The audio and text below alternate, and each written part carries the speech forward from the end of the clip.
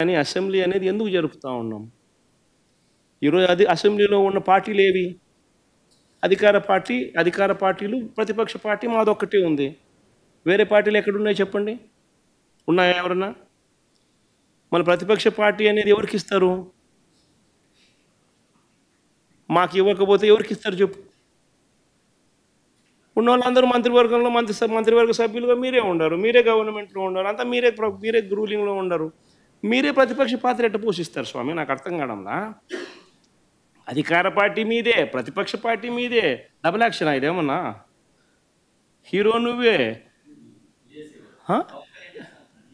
అది నేను చెప్పేది స్వామి, రెండు పాత్ర డబుల్ యాక్షన్. ఒక పక్క నువ్వే కొడతానంటే ఈ పక్క నేనే కొడతానంటే ఎట్లా కుదురుతుంది స్వామి? అది ఉండేది ఈరోజు అసెంబ్లీలో రెండు పార్టీలు ఉన్నాయి. వాళ్ళదంతా కలిపి అధికార కూటమి. ఉన్నోళ్ళంతా ఆ పక్క ఉన్నారు. ప్రతిపక్షం ఉన్నది మా పార్టీ తప్ప వేరే ఏ పార్టీ ఉంది? వేరే ఏ పార్టీ లేదు. సో వేరే ఏ పార్టీ లేనప్పుడు ప్రతిపక్షం అనేది ఎవరికి ఇవ్వాలి? ప్రతిపక్ష పార్టీగా గుర్తింపు అనేది ఎవరికి ఇవ్వాలి? ప్రతిపక్ష పార్టీగా ఉన్న వాళ్ళకి ఇవ్వాలి. సో న్యాచురలీ ఆ పార్టీకి ఎంతమంది అన్నా ఎమ్మెల్యేలు ఉండని స్వామి, వాళ్ళకు లీడర్ అనేవాడు ఉంటాడు కదా. సో ఆ లీడర్ని ఏమంటారు?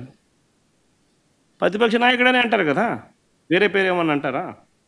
సో ప్రతిపక్ష నాయకుడు అని చెప్పి నువ్వు ఎప్పుడైతే అంటావో అప్పుడు ఏంది, దాని అర్థం ఏంది? లీడర్ ఆఫ్ ది హౌస్కి ఎంతసేపు మైక్ ఇవ్వాలనో అంతేసేపు దాని తర్వాత స్థానంలో ప్రతిపక్ష పార్టీ నాయకుడికి ఇవ్వాలి. ఎందుకు ఇవ్వాలి? ఇవన్నీ చెప్తాడు కాబట్టి. ఇవన్నీ అవతల ప్రతిపక్ష పార్టీ చెప్పినప్పుడు నువ్వు రిపేర్ చేసుకోవాలి కాబట్టి. అది గవర్నమెంట్ చేయాల్సిన డ్యూటీ కాబట్టి, పని కాబట్టి. కానీ ఇక్కడ ఏం జరుగుతూ ఉంది? నేను చెప్పనివ్వను, నేను ఎవరి స్వరము విననివ్వను, నీకు 5 నిమిషాల కన్నా ఎక్కువ మైక్ ఇవ్వను అని నువ్వే డిక్టములు పాస్ చేస్తూ ఉంటే ఏ రకంగా అసెంబ్లీలో ప్రతిపక్షం అన్నది మాట్లాడగలుగుతుంది, స్వరం ఇవ్వగలుగుతుంది? ఇప్పుడు మీరే అన్నారు 1.5-2 గంటలు పట్టింది సార్ అని. మరి 1.5-2 గంటలు పడుతుంది. మరి ఇవన్నీ నేను మాట్లాడిన మాటల్లో ఏదైనా ఒకటన్నా వేస్ట్ మాట ఏమన్నా మాట్లాడిందితో అసెంబ్లీకి వచ్చి అసెంబ్లీలో మాట్లాడు. నేను నిన్ను ఆహ్వానిస్తాను. రేపు 18 నుంచి అసెంబ్లీ ఉంది. మళ్ళీ అసెంబ్లీ నుంచి రేపు 18 నుంచి పెట్టాను నేను. రా అసెంబ్లీకి రా. ఈ 11 ఎమ్మెల్యేలు కలిసి రండి, మీ సమస్యలు మాట్లాడండి, ప్రభుత్వం చేస్తున్న విధానాల గురించి ఏం తప్పులు ఉంటే విమర్శించండి, సరిదిద్దుకోమని చెప్పండి.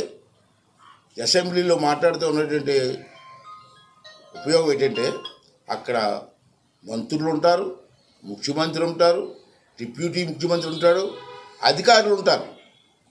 మీరు ఎప్పుడైతే అసెంబ్లీలో మాట్లాడతారో అసెంబ్లీ రికార్డ్ అవుతుంది.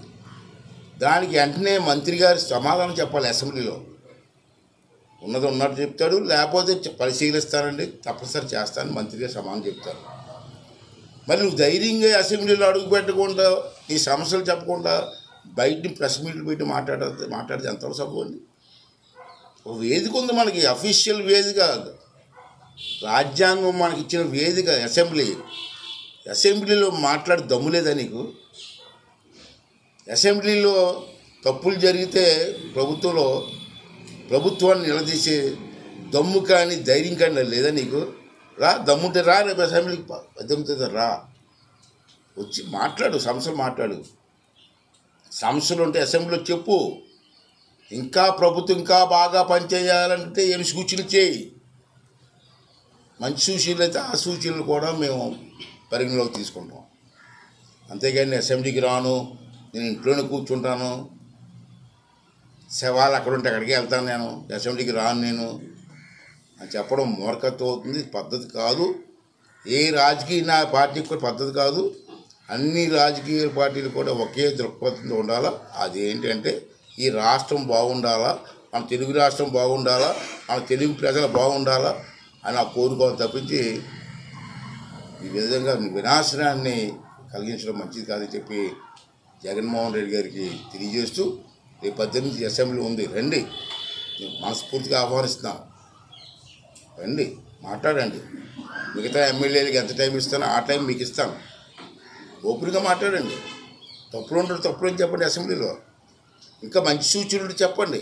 అంతేగాని దొంగ ప్రెస్ మీట్లు పెట్టి దొంగల చేత మాట్లాడించి, పనికిమానవుల చేత మాట్లాడించి, బూతులు మాట్లాడించి ప్రజాస్వామ్యాన్ని అవహేళన చేయొద్దని చెప్పి ఈ సందర్భంగా మీ ద్వారా వాళ్ళు మనం చేస్తాం. సార్ రాని ఎమ్మెల్యేలపై ఏం చర్యలు తీసుకుంటారు సార్? చూద్దాం, చట్టం ఉంది, చూద్దాం. మనకి సంవత్సరానికి ఎన్ని రోజులు కావాలి ఏం చట్టం ఉంది. రేపు 18 తారీఖు 17 తారీఖు మీటింగ్ పెట్టుకొని దాన్ని చర్చిస్తాం. దాని ప్రకారం నేను ఏమంటానంటే, నువ్వు ఎమ్మెల్యేగా గెలిచిన తర్వాత ప్రమాణ స్వీకారం హౌస్లో చేసిన తర్వాత హౌస్కి రాకపోవడం నేరం అంటాను నేను. రెండోది ఏంటంటే, ఎమ్మెల్యేకి జీతాలు తీసుకుంటున్నారు కదా మీరు. అసెంబ్లీకి రాకుండా ప్రజా సమస్య చర్చించుకుంటా నెలకి జీతాలు తీసుకున్నారు, మనసు గుర్తుంది. ఇవన్నీ వస్తాయి, రేపు అసెంబ్లీ తీసుకొస్తారు. ఇవన్నీ మాట్లాడిద్దాం, చర్చిద్దాం. నేను ఒక్కడిని నిర్ణయం తీసుకోవాలి. ప్రజాస్వామ్యంలో నా నిర్ణయం ఏంటంటే, అసెంబ్లీలో చర్చించి అసెంబ్లీలో ఏకగ్రీవంగా ఏ తీర్మానం చేస్తే ఆ తీర్మానాన్ని అమలు చేసే బాధ్యత తీసుకుంటాను.